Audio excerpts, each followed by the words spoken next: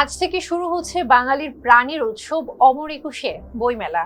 বহুমাত্রিক বাংলাদেশ প্রতিপাদ্য নিয়ে এবার আয়োজন করা হয়েছে এই মেলা। দুপুর 2টায় প্রধান অতিথি হয়ে বইমেলা উদ্বোধন করবেন প্রধানমন্ত্রী তারেক রহমান। বাংলা একাডেমির তথ্য অনুযায়ী এবারের বইমেলায় অংশ নিচ্ছে মোট 549টি প্রকাশনা প্রতিষ্ঠান।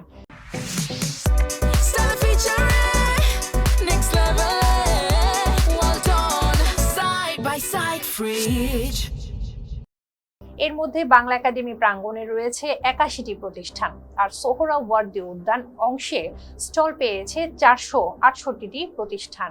মোট ইউনিট সংখ্যা 1018টি।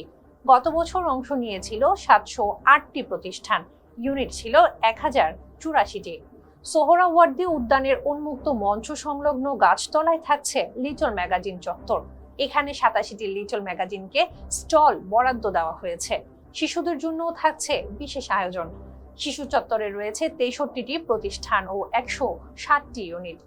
মেলার সার্বিক বিন্যাস আগের মতোই রাখা হয়েছে, তবে মেট্রো রেল স্টেশনের অবস্থানের কারণে বাহির পথ কিছুটা পরিবর্তন করা হয়েছে। এখন তা নেওয়া হয়েছে মন্দির গেটের কাছে।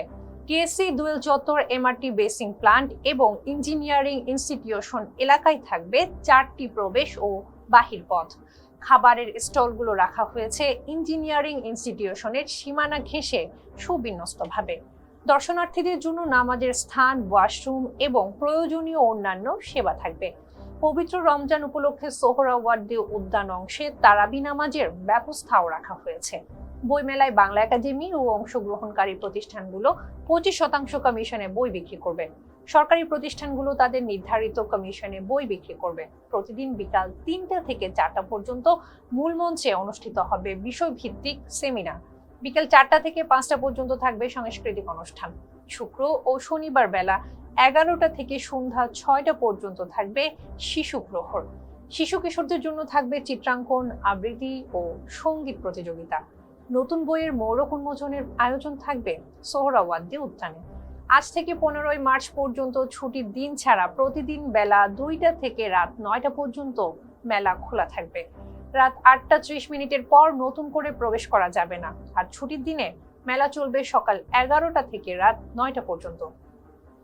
ফেস দ্য পিপলের সঙ্গে থাকার জন্য ধন্যবাদ।